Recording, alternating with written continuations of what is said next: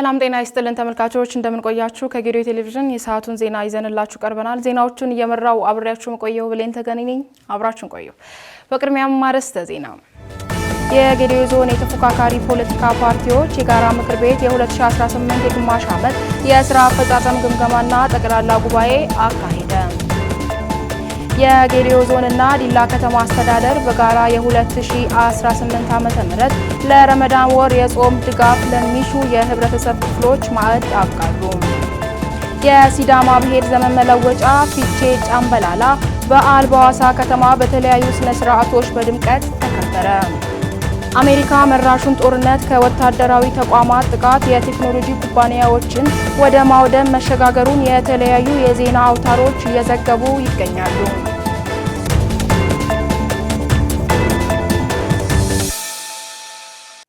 እኛንና ሌሎች ርዕሰ ጉዳዮችን በዝርዝር ዜናዎቻችን እንመለከታለን በቅድሚያ አጫጭር ዜናዎችን እናስቀድም የኢትዮጵያ የውጭ ቀጥተኛ ኢንቨስትመንት የተወዳዳሪነት አቅምን የሚያጎለብት ምቹ ምህዳር መፍጠሩን የንግድና ቀጠናዊ ትስስር ሚኒስተር ዶክተር ካሳሁን ጎፌ ገለጹ።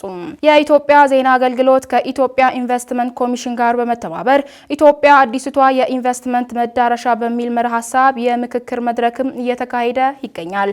በመድረኩም የንግድና ቀጠና ትስስር ሚኒስተር ዶክተር ካሳሁን ጎፌ በህዝብ ተወካዮች ምክር ቤት የንግድና ቱሪዝም ጉዳዮች ምክትል ሰብሳቢ ዮሐንስ መስፍን የኢትዮጵያ ኢንቨስትመንት ኮሚሽን ኮሚሽነር ዘለቀ ተመስገን የፌደራልና የክልል የኢንቨስትመንት ልማት ባለድርሻ አካላትም በቦታው ተገኝተዋል። በዚህም ጊዜ የንግድና ቀጠናዊ ትስስር ሚኒስተር ካሱ ጎፌ የውጭ ቀጥታ ኢንቨስትመንት የሀገር ውስጥን ቀጣይነት ያለው እድገት ለማሳለጥ ወሳኝ ሚና አለውም ብለዋል። በውጭ ኢንቨስትመንት መዋለ ንዋያቸውን ፈሰስ የሚያደርጉ ኩባንያዎች ከገንዘብ ባሻገር የእውቀት ክህሎትና የስራ ዕድል በማምጣት ሀገራዊ ኢኮኖሚያዊ እድገትን እንደሚያፋጥንም አንስተዋል። ኢትዮጵያ ከናይጄሪያ በመቀጠል ብዙ ህዝብ የሚኖርባት ሁለተኛዋ የአፍሪካ ሀገር ስትሆን በከርሰ ምድር ገጽ ምድረ ሀብት የታደለች እምቅ ሀብትን በውጭ ቀጥታ ኢንቨስትመንት ማልማት ያስፈልጋልም ብለዋል። የኢትዮጵያ የፈጣን ኢኮኖሚ እድገት ለማስቀጠል የውጭ ሀብት ፈሰስን በስፋትና በጥራት ማቅረብ እንደሚያስፈልግም አስገንዝበዋል። የኢትዮጵያ የብዝሃ ኢኮኖሚ ስርዓት በኢንቨስትመንት ምህዳሩ ላይ ከፍተኛ መነቃቃትን በመፍጠር ጠንካራና ዘላቂ ልማት እድገት እንዲመዘገብ እያስቻለ መሆኑንም አንስተዋል። ዘገባው የአማራ ሚዲያ ኮርፖሬሽን ነው።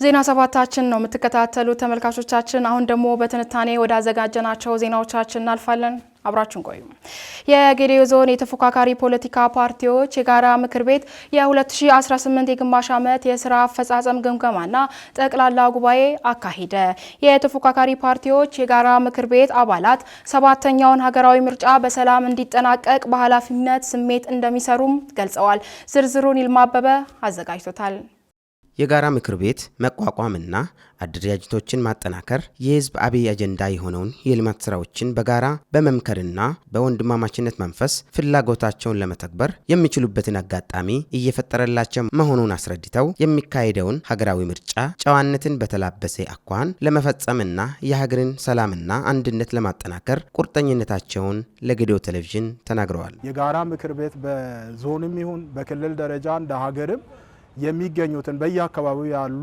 የፖለቲካ ፓርቲዎችን በማሰባሰብ በጋራ ሆነን ሐሳባችን ስርዓት ባለው መልኩ እንድናካሄድ ምቹ ሜዳ የተፈጠረበት ሁኔታ ነው ያለው።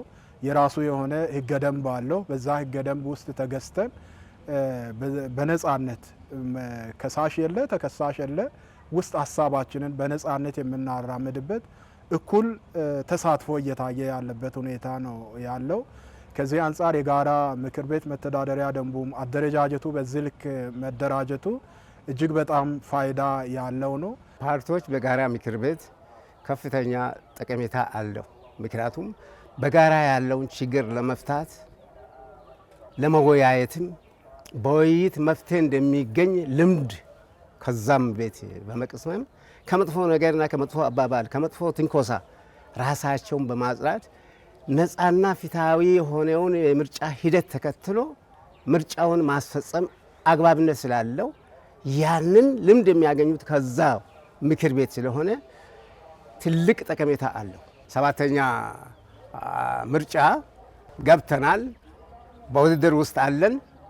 በዚህ ሂደት ደግሞ ያለንን የቀሰምነውን ልምዳችንን ይዘን በጋራ ምክር ቤትም በመወያየት የልምድ ልውውጥ እኛም ለሌሎችም እያሳለፍ ከሌሎችም ደግሞ እየተቀበል ምርጫ በሰላማዊ መንገድ ፍጻሜውን እንዲያገኝ የጋራ ጥረታችንን እናደርጋለን። 7ኛ ሀገራዊ ምርጫ በተመለከተ ዝግጁ ነን። በነጻነት እጩ አቅርበናል። በነጻነት እጩዎቻችን በህጉ የምርጫው ህጉ በመፈቀደው መሰረት አስመዘግበን ዛሬ እጩዎቻችን በየምርጫ ጣቢያ እየተለጠፈ ይገኛል። እኛም ደግሞ ይምረጡኝም ቅስቀሳ ባንጀምርም ዝግጅት ላይ ነን። ሰላም ቀዳሚ ነውና ለሰላም ከፍተኛ ጥረት እናደርጋለን።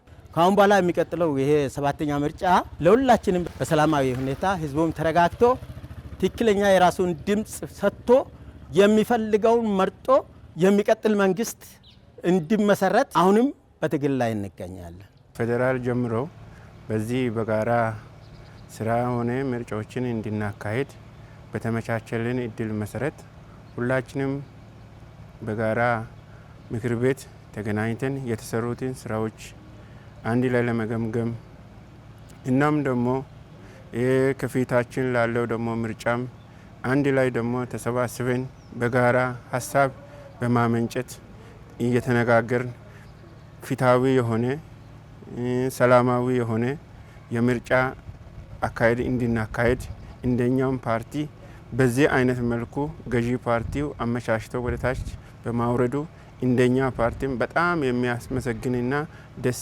የሚያሰኝ ነው።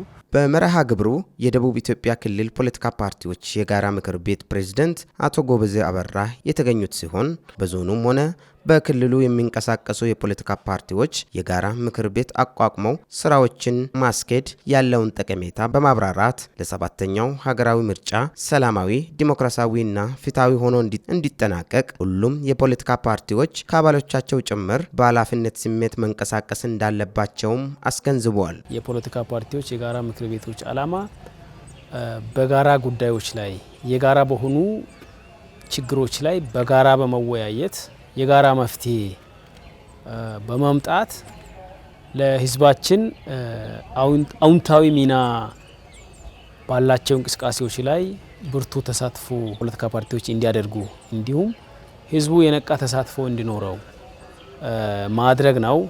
ከዚህም አንጻር እስካሁን ድረስ ባለው እድሜ 2 ዓመት ወደ 6 ወር ገደማ ነው። በርካታ በህዝባዊ ጉዳዮች ላይ የጋራ ችግር ሆኖ በሚከሰቱ ህዝባዊ ችግሮች ላይ የጋራ መፍትሄ እንዲኖር ከክልሉ ከፍተኛ አመራሮች ጋር እንዲሁም ጉዳዩ ከሚመለከታቸው ዞኖች አመራሮች ጋር በቅርበት በመስራት ለህዝቡ ይበጃል የሚባሉትን ሀሳብ በመስጠት እንዲህ ከሚሆን እንዲህ ቢሆን የሚለውን የተሻለ ሀሳብ በማቅረብ ህዝቡንም ሀገሪቱንም እያገለገልን ነው የምንገኘው። የጌዲኦ ዞን ብልጽግና ፓርቲ ቅርንጫፍ ጽህፈት ቤት የፖለቲካና አቅም ግንባታ ዘርፍ ኃላፊና የፖለቲካ ፓርቲዎች የጋራ ምክር ቤት ምክትል ሰብሳቢ አቶ አዲሱ አየለ በአሁኑ ወቅት በሀገራችን በተፈጠረው የፖለቲካ ምህዳር የጋራ ምክር ቤት መቋቋሙ ፓርቲዎች በተናጠል ሲያከናውኑ የነበሩትን የትኛውንም የፖለቲካ ፍላጎት ሀገርን በማስቀደምና የልማትና የመልካም አስተዳደር ችግሮችን እየፈቱ ለመሄድ ጥሩ አጋጣሚ መበጀቱን በመጥቀስ ያለአንዳች ችግር 7ኛ ሀገራዊ ምርጫን ፓርቲዎች ማሳካት ተግባቦት ላይ መደረሱን አመላክተዋል። በፖለቲካ ፓርቲዎች መካከል የሚፈጠሩ አለመግባባቶችን፣ ግጭቶችን የሚፈታ ተቋም ነው ማለት ነው። ሁሉም ፓርቲ የራሱ የሆነ ሀሳብ አለው። የራሱ የሆነ ሀሳብ ደግሞ ወደ ህዝብ ለማሰረጽ ሰላማዊ የሆነ ነገር መፈጠር አለበት። ምቹ ሁኔታ መፈጠር አለበት። ምቹ ሁኔታ ካልተፈጠረ የትኛው ፓርቲ መንቀሳቀስ አይችልም። በሀገር ደረጃም ግጭቶችን አይተናል። ግጭቶች መፍትሄን አላመጡም። ግጭቶች የሀገርን መረጋጋት አልፈጠሩም። ስለዚህ ግጭት የሀገርን መረጋጋት አላመጣም አልፈጠረም ካልን ደግሞ አሁን ሁሉም ተሰባስቦ ለሀገሩ ልማት ሀሳብ አለኝ የሚል ሰው ካለ ሀሳብ አለኝ የሚል ፓርቲ ካለ በጋራ ቁጭ ብሎ ተወያይቶ ግጭቶች ሲፈጠሩ ግጭቶችን እየፈታ አለመግባባቶች ሲፈጠሩ አለመግባባቶችን እየፈታ እየተወያየ እንዲሄድና ከዛ ውጭ ደግሞ የሚያፈነግጡ አካላቶች ካሉ ለሚመለከተው አካል እያቀረቡ ሁሉም ነገር ሰላማዊ ዲሞክራሲያዊ በሆነ መንገድ ህዝብ ይሁንታ ሲሰጥ ብቻ መንግስት መሆን እንደሚቻል አምኖ እንዲሄዱ ከማድረግ አንጻር ይሄ የጋራ ምክር ቤቱ ሰፊ ሚና አለው ማለት ነው። በመድረኩ ያለፈው ቃለ ጉባኤ አጀንዳና ተያያዥ ጉዳዮች በምክር ቤቱ ቀርቦ የጸደቀ ሲሆን የመምህራን ማህበር በጉባኤው ተሳትፈዋል። የሴቶች የወጣቶችና የአካል ጉዳተኞች የክንፍ አደረጃጀትና በፖለቲካ ፓርቲዎች መተዳደሪያ ደንብ መሰረት ቋሚ ኮሚቴዎች ተሰይሟል። የተሰየሙትም የአቅም ግንባታ፣ የህግ ጉዳዮች፣ የአስተዳደርና ፋይናንስ፣ አደረጃጀትና የሂሳብ ሹም ቋሚ ኮሚቴዎች መሆናቸው ተገልጿል። የጌዲዮ ዞንና ዲላ ከተማ አስተዳደር በጋራ የ2018 የረመዳን ወር ጾም ድጋፍ ለሚሹ የህብረተሰብ ክፍሎች ማዕድ አጋሩ። በረመዳን ወር ጾሙ ለዓለም ሰላምና ደህንነት ጸሎት በማድረግ ረገድ አስተዋጽኦ ከፍተኛ መሆኑም ተገልጿል። ሰኒያ መሐመድ ተጨማሪ አላት። በመርሃ ግብሩ የክልል የዞንና የዲላ ከተማ ከፍተኛ የመንግስት የስራ ኃላፊዎች፣ የሃይማኖት አባቶችና የእምነቱ ተከታዮች የተገኙ ሲሆን በሐላል በጎ አድራጎት ማህበር አስተባባሪነት በሃጂ አፍደል አህመድ ቤት የአብሮነት ኢፍጣር ፕሮግራም ተካሂዷል። የዲላ ከተማ ቢላል መስጂድ ኢማም ኡስታዝ ሰዒድ መሐመድ የረመዳን ወር ጾም የአንድነት፣ የመተሳሰብ፣ የመረዳዳት ወር መሆኑን ተናግረው መሰል የአብሮነት ኢፍጣር ፕሮግራም አንድነትን ለማጠናከር ከፍተኛ ፋይዳ አለው ብለዋል። እንግዲህ በመጀመሪያ አላህ Subhanahu Wa Ta'ala እናመሰግናለን። አልহামዱሊላህ ረብል ዓለሚን። አንድ ዓሊም ምን ይላሉ? አንድ ሰው በ24 ሰዓታት ንብረቱ ሰላም፣ አገር ሰላም፣ ቤተሰብ ሰላም፣ ጎረቤት ሰላም ሆኖ ታሳለፈ አላህን በእጅጉ ሊያመሰግነው ይገባል ይላሉ። አሁንም አላህን ልናመሰግነው ይገባልን እና አላህ ሰላም አላህ ያንጣልን፣ ሰላም ይሁንልን። እንግዲህ የረመዳን የራህመት ወቅት ነው፣ የእዝነት ወቅት ነው፣ የአንድነት፣ የመተሳሰብ፣ የፍቅር እና አላህ ሰላም አላህ ያንጣልን፣ ሰላም አላህ ያንጣልን። ይህንንም ያደረግን ያገናኘን ደግሞ አላህ ከፍ አላህ ያድርገው፣ ከፍ አላህ ያድርገው። ወደታችም ጠለቅ ወደ ላይም ዘለቅ አላህ ያድርገው። እነሱንም እንግዶቻችንን አላህ ያክብራቸው፣ አላህ ያክብራቸው፣ አላህ ከፍ ያርጋቸው፣ ከፍ ያርጋቸው። ኢላሂ በረህመቲከ አርሐመር ረሒም። የደቡብ ኢትዮጵያ ክልል ምክትል ርዕሰ መስተዳደርና ስራና ክህሎት ቢሮ ኃላፊ ዶክተር አበባዮ ታደሰ እንደገለጹት የኢፍጣር ፕሮግራም ከሃይማኖታዊ እሴት ባሻገር አብሮነትን ያጠናክራል በማለት ከሙስሊም ወንድሞች ጋር ማዕድ ለመቋደስ ለተደረገላቸው አቀባበል አመስግነዋል። ህዝበ ሙስሊሙ ከመረዳዳት ባሻገር በበጎ ተግባራት የበኩላቸውን በማከናወን ሀገር ወዳድነታቸውን በተግባር እያሳዩ መሆናቸውን ርዕሰ መስተዳደሩ አክለዋል። የዲላ ሙስሊም የልማት ግንባር ቀደም ነው። ለሰላም ግንባር ቀደም ነው። ከአካባቢ ማህበረሰብ ጋር በከተማ በሚሰራው ልማት ላይ በሰላሙ ላይ አብሮ የሚሰራ ነው። አሁንም ሰላሙን አጠናክሮ እንዲቀጥል የአካባቢውን የራሱን ሰላም እንዲጠብቅ የሀገራችን ሰላም እንዲጠብቅ ዱዓ እንድታደርጉ እዚህ ደግሞ እነ ሐላል በዙሪያችሁ ያለውን ወጣቶችን በዚህ ደረጃ ለበጎ ነገር፣ ለመተሳሰብ፣ ለመያያዝ የጋራ አንድነት የወል ትርክት ለመፍጠር በሃይማኖት ብንለያይም ሀገራችን ከተማችን የጋራ ነው። በጋራ እናድጋለን፣ በጋራ እንበለጽጋለን ብላችሁ የሃይማኖት ድንበር ሳይለይ ሃይማኖት በራሱ ፍቅር ነው የሚያስተምረው፣ አንድነትን ነው የሚያስተምረው፣ መተሳሰብን ነው የሚያስተምረው፣ ላጡትንም መርዳትን ነው የሚያስተምረውና ይሄንን በወጣት ትውልድ መካከል እያሰረጻችሁ ስላለ እጅግ ትልቅ አክብሮትና ምስጋና አለ። ይሄ ሊቀጥል ይገባል። የዲላ ከተማ ከንቲባ ዶክተር መስፍን ደምሴ የሃይማኖት ተቋማት በትውልድና በሀገር ግንባታ ላይ ከፍተኛ አበርክቶ እንዳላቸው አንስተው ኢፍጣሩን ላዘጋጁት አካላት አክብሮታቸውን ገልጸዋል። አንድነትና ፍቅር እንዲጠናከር መሰል የኢፍጣር ፕሮግራም ፋይዳው ከፍተኛ መሆኑን ጠቅሰው ጽዱና ሳቢ ከተማ ለመፍጠር የተለያዩ ስራዎች እየተሰሩ መሆናቸውንም ከንቲባው አስረድተዋል።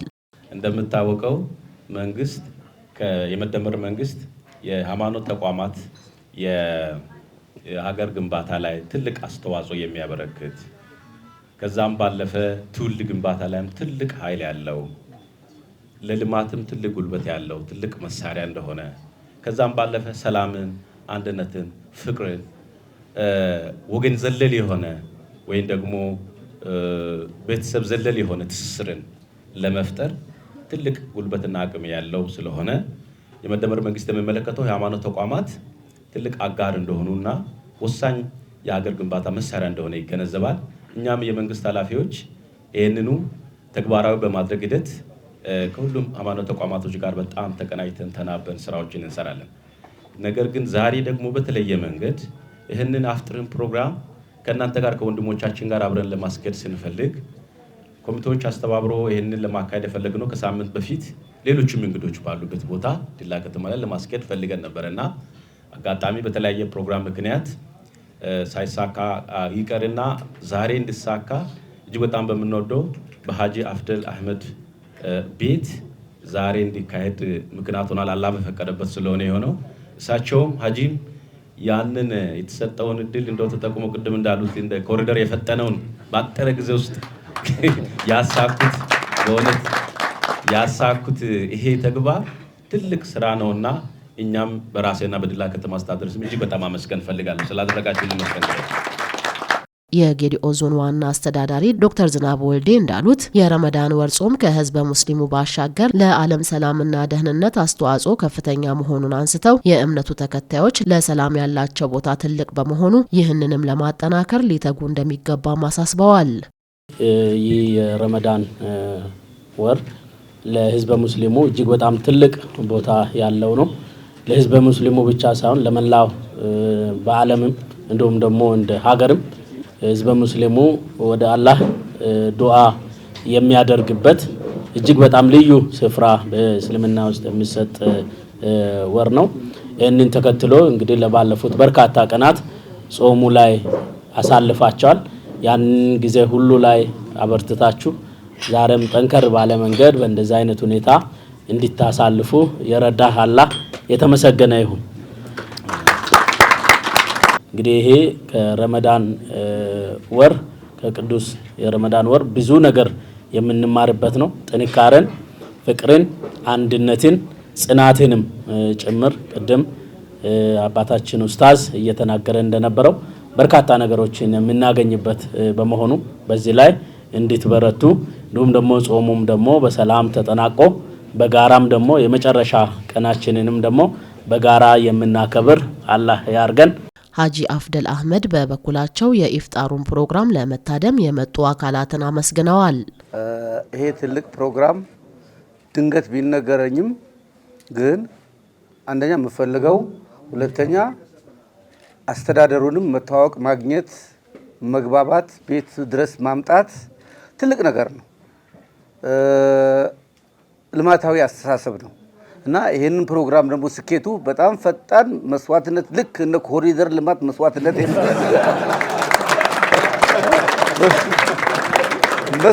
የሚፈልግ ነገር ነው የተሰጠኝ። በአግባቡ ተወተኗል። እንግዲህ በጣም አመሰግናለሁ። እንኳን በሰላም እንዲህ በዚህ አይነት መድረክ ላይ አገናኘን። በጣም አመሰግናለሁ። ደስተኛ ነኝ። የዲላ ከተማ ብልጽግና ፓርቲ 7ኛ ጠቅላላ ሀገራዊ ምርጫን አስመልክቶ የፓርቲ መወዳደሪያ ምልክት የሆነውን የስንዴ ነዶ ለአባላትና ሲቪል ሰርቫንት ማስታወቂያ መድረክም አካሂዷል። ዝርዝሩን መስፍን አለሙ ተመልክቶታል።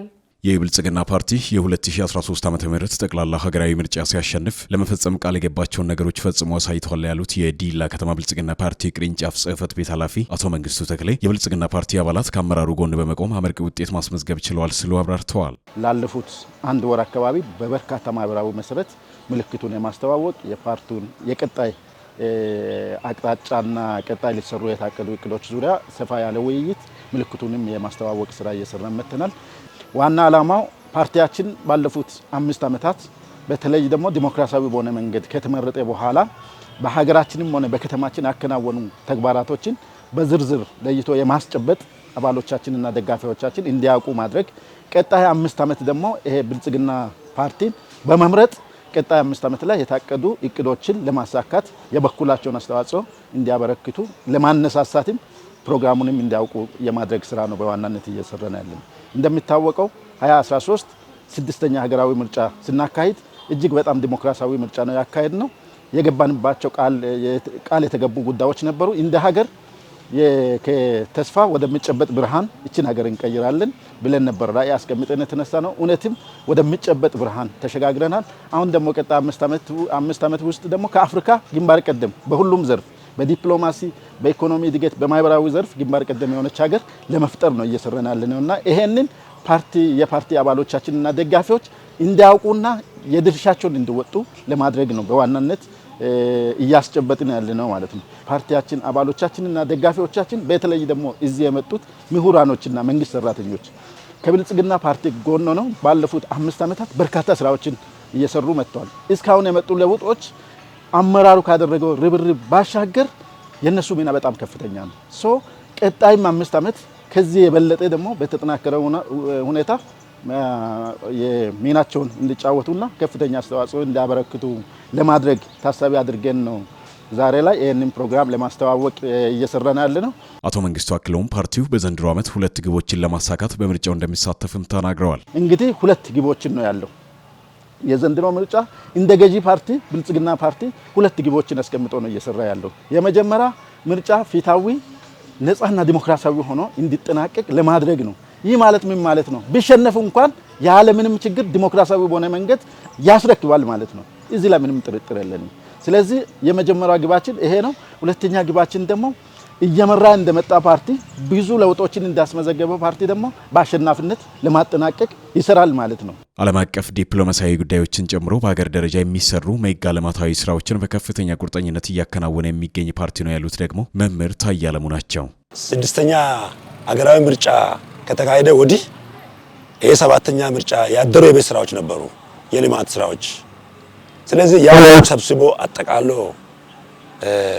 ህዝብን በሚያገለግል መልኩ ህዝብን በሚጠቅም መልኩ ሀገርን በሚያሳድግ መልኩ ስራውን ያከናወነ ፓርቲ ስለሆነ ለመምረጥ ተዘጋጅቷል።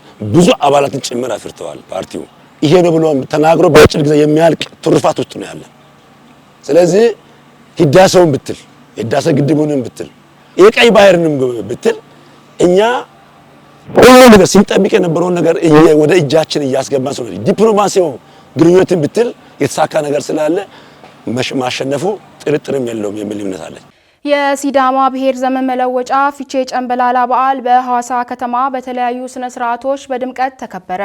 በአባ ገዳ ቢፎሚ ዋቆ የተመራው የጌዲዮ ልኡካን ቡድን የሲዳማ ብሔር ዘመን መለወጫ ፊቼ ጨንበላላ በዓል ሐዋሳ ተገኝተው በድምቀት አክብረዋል። ተጨማሪ አለን።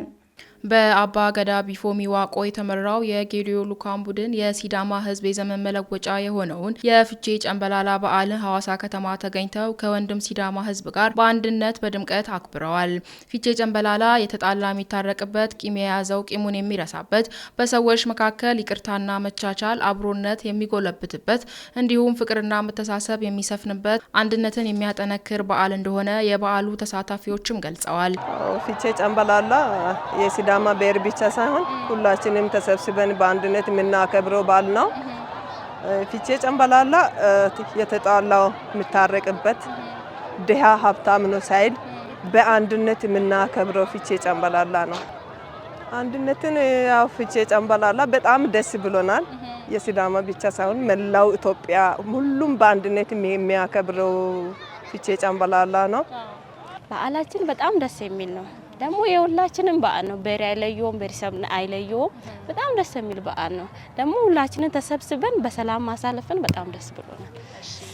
የወንድማማችነት አንድነት የሚፈጥር እሴት ነው። በተለይ ከወንድም ጌዲዮ ሕዝብ ጋር በጣም የቀረበ ዝምድና ነው ያለን። በጣም ደስ የሚል በዓል ነው ያየሁት። ፊቼ ጨንበላላ በአንድነትን የሚያስተምር ነው። አንድነትን የሚያስተምር፣ ፍቅር የሚያስተምር፣ የተጣላ እያስታረቀ የሚያስተምር ለሌሎቹ ማለት ነው። የተጣላች ከባለቤቷ ተጣልታ አባቷ ቤት አታድርም። ፊቼ ጨንበላላ ቀን ከባድ ነው በሲዳማ ባህል።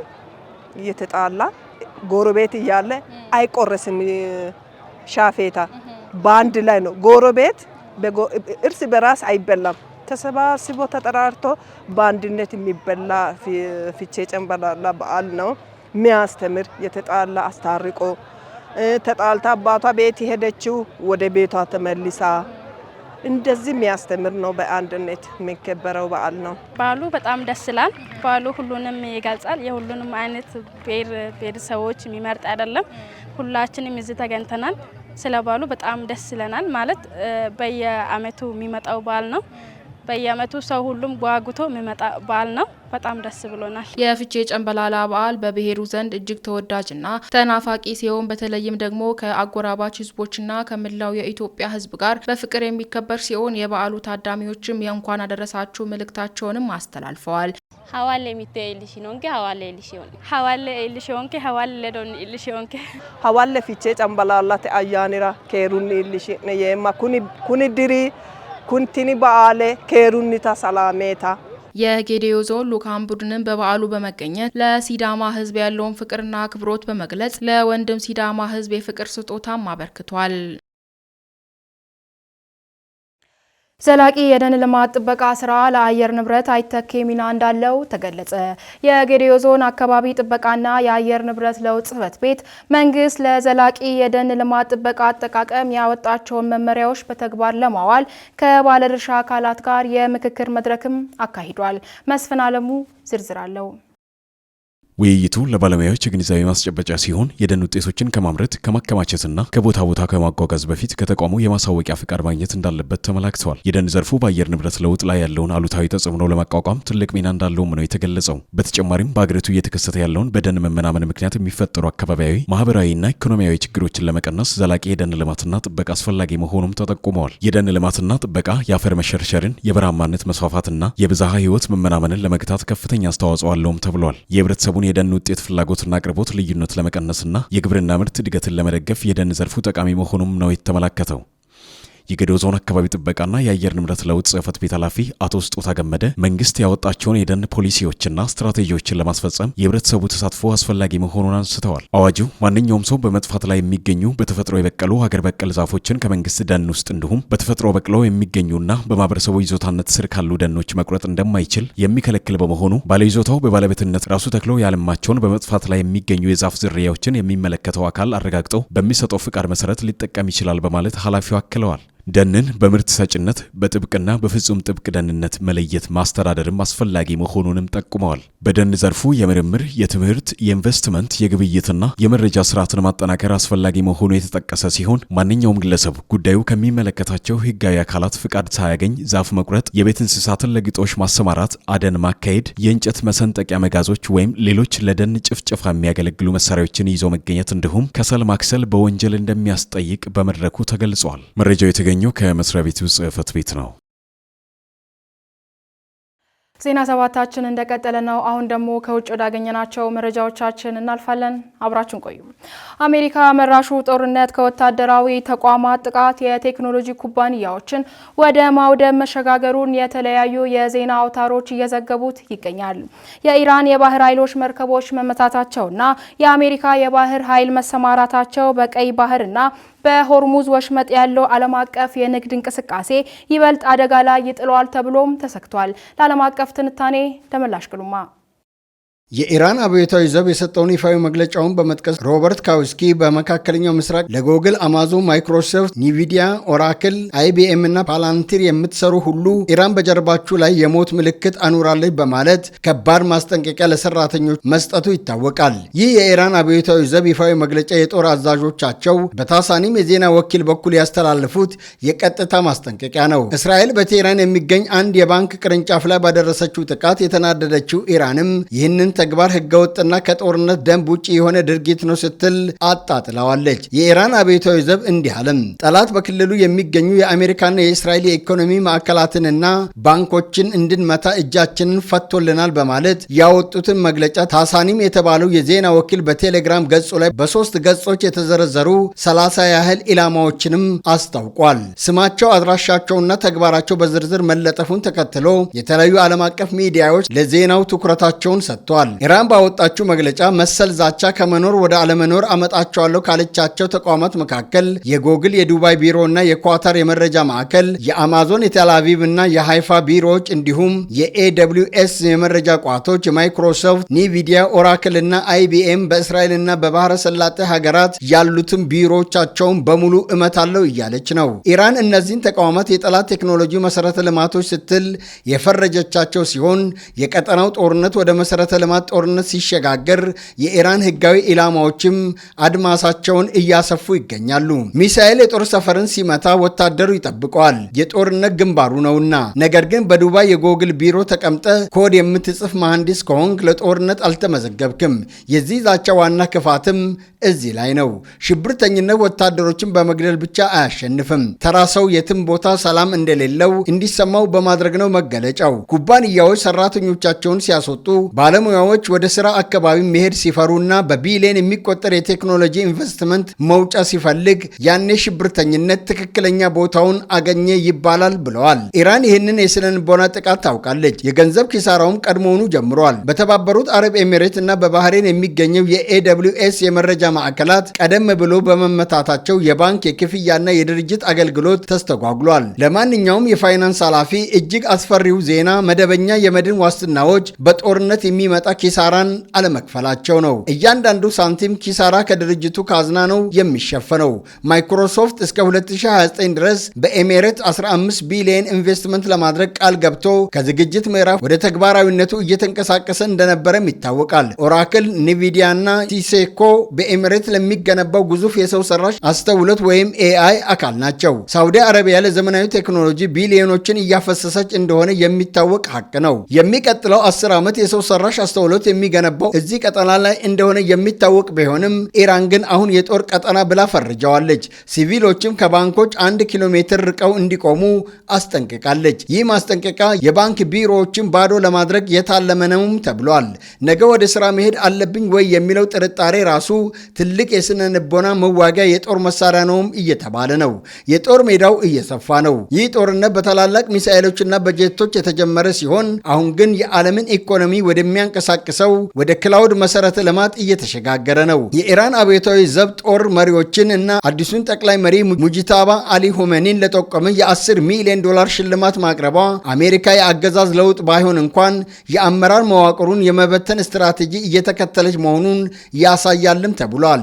ይህ እርምጃ በኢራን ከፍተኛ አመራሮች መካከል ጥርጣሬና አለመተማመን እንዲነግስ ለማድረግ የታለመ የስነ ልቦና ጦርነት አካል ነውም ተብሏል። የመከላከያ ጸሐፊው ፒተር ሄጌስ ለኢራን ከባድ ይሆናል ማለታቸውና የአሜሪካ ተዋጊ ጄቶች በሰማይ ላይ እንደሚነግሱ መግለጻቸው አሜሪካ ከ2003 የኢራቅ ወረራ የተለየና እጅግ የላቀ ቴክኖሎጂ የታጠቀ ጥቃት ለመሰንዘር ዝግጁ መሆኗን ለማሳየት ነውም ብሏል።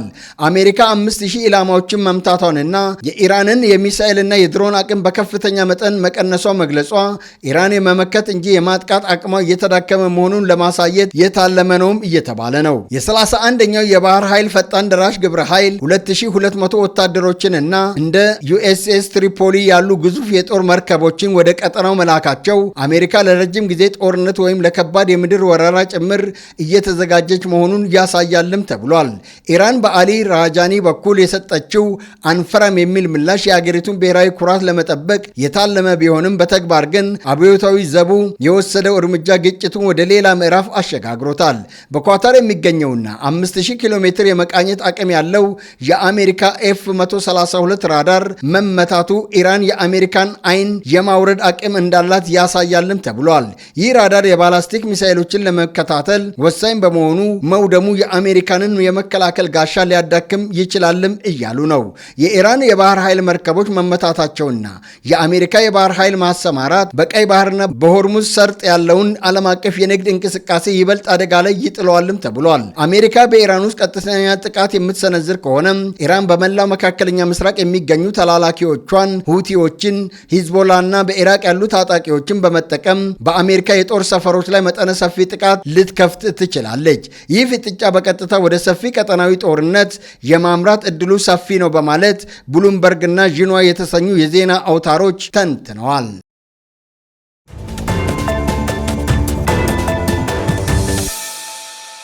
ተመልካቾቻችን የሰዓቱ ዜናዎቻችን ይህን ይመስሉ ነበረ። ዜናዎቻችንን ከማጠቃለላችን በፊት አርዕስተ ዜናዎችን እናስታውሳችሁ። የጌዲዮ ዞን የተፎካካሪ ፖለቲካ ፓርቲዎች የጋራ ምክር ቤት የ2018 ግማሽ ዓመት የስራ አፈጻጸም ግምገማና ጠቅላላ ጉባኤ ተካሄደ። የጌዲዮ ዞንና ዲላ ከተማ አስተዳደር በጋራ የ2018 የረመዳን ወር ጾም ድጋፍ ለሚሹ የህብረተሰብ ክፍሎች ማዕድ አጋሩ። የሲዳማ ብሔር ዘመን መለወጫ ፊቼ ጨምበላላ በዓል በሐዋሳ ከተማ በተለያዩ ስርዓቶች በድምቀት ተከበረ። አሜሪካ መራሹ ጦርነት ከወታደራዊ ተቋማት ጥቃት የቴክኖሎጂ ኩባንያዎችን ወደ ማውደም መሸጋገሩን የተለያዩ የዜና አውታሮች እየዘገቡት ይገኛል። ከሀገሬ ቴሌቪዥን የሰዓቱ ዜናዎቻችን ምን ይመስሉ ነበር? ዜናዎቹን ስመራ አብሬያችሁ የቆየሁት እኔ ብሌን ተገኔ ከመላው የስቱዲዮ ባለሙያ ጋር በጋራ በመሆን ነበር። ከቀሪ የሀገሬ ቴሌቪዥን ፕሮግራሞች ጋር መልካም ቆይታ